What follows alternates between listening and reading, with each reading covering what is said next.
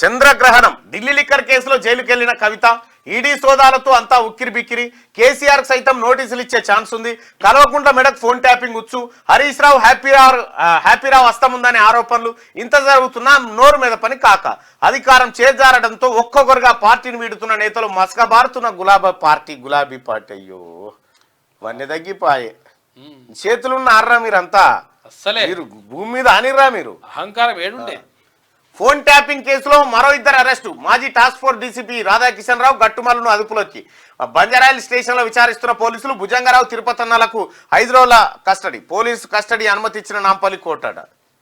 అయ్యో చంద్రగ్రహణం అంటే ఆకాశంలో ఉండే చంద్రుడు పట్టే గ్రహణం అనుకున్నారు. ఇది మన మాజీ ముఖ్యమంత్రి చంద్రాల సార్కు పట్టిన గ్రహణం. అధికారంలో ఉన్నప్పుడు చేసిన అక్రమాల పాపమే కావచ్చు చంద్రాల సార్ కుటుంబానికి ఇలా చుట్టుకుంది. ఈడీ సోదాలతో ఉక్కిరి బిక్కిరి అవుతుంది. ఢిల్లీ లిక్కర్ కేసులో అరెస్ట్ అయిన కేసీఆర్ కూతురు కవిత తిహార్ జైల్లో సేద తీరుతుంది. నేడో రేపు భర్త అనిల్ కూడా అక్కడికే వెళ్ళిపోతారు.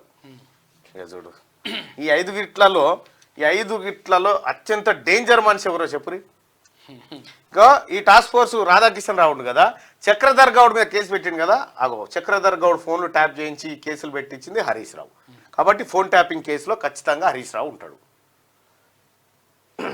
ఇప్పుడు ఏదో కరువు కేసీఆర్ లేకపోతే మొత్తం ఆగమాగం అయిపోయింది అని చెప్పి మీరు ఎన్ని నాటకాలు ఎన్ని కథలు ఆడినా ఎన్ని డ్రామాలు చేసినా మీరు పోక తప్పది మీరు దొరకక తప్పది. హరీష్ రావు గారు నువ్వేమనుకో నేనేదో ఇప్పుడు నేను పెట్టాలంటే పెడుతుంటే నీ భూ కబ్జా నీ కథ నా దగ్గర ఉంది అడిగితే పెడతా ఖచ్చితంగా పెట్టకుండా ఏమనుకోను. కానీ నువ్వు చేసిన అరాచకం హరీష్ రావు ఇంకెవడు చేయలే. నీ అంత చీటర్ మంత్రి ఇంకోటి లేకుండే. ఏం చేస్తాడు ఎరికేనా ఇప్పుడు నువ్వు నాకు ఫ్రెండ్ అనుకో నువ్వు ఆయనకు ఫ్రెండ్ అనుకో నీతోటి ఏం చేస్తుండో కనుక్కో అని చెప్తాడు. అయితే నాకు ఇట్లనే ఫోన్ చేస్తూ ఉంటాడు ఒక ఆయన. ఆయనకి ఎప్పుడు నమ్ముచ్చాడు చెప్పకపోదు.